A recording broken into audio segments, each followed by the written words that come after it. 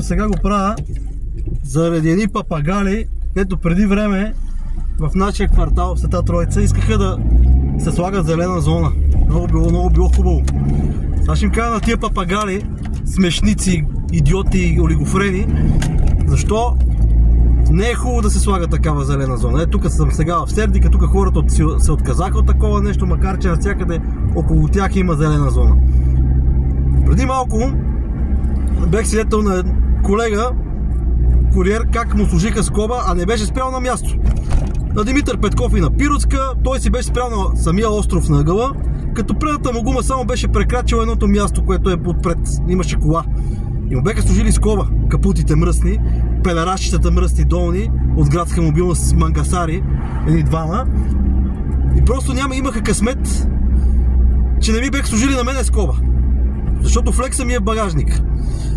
Момчето не искаше, защото не искаше да си има проблеми, но на мене ми не дреме на уя за градска мобилност, за техните наредби, точки и така нататък. Щех да им отрежа скобата и да си имам две в къщи, защото една си имам вече.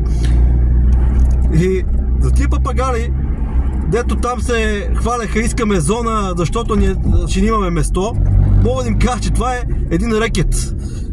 Аз го казах, кмета на София, който трябваше, който беше избран сега, по принципно трябваше да му е точката в една от точките в програмата да закрие тази идиотска зона в София.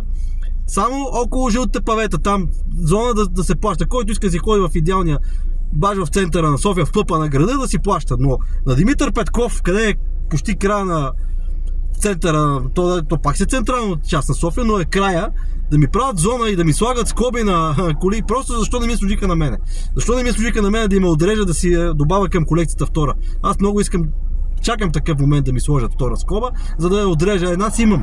Па да видим, за тая една нищо не ми наприха, па да видим за втората дали ще ми направят. Аз много обичам да ми пишат глоби, дето не ги плащам.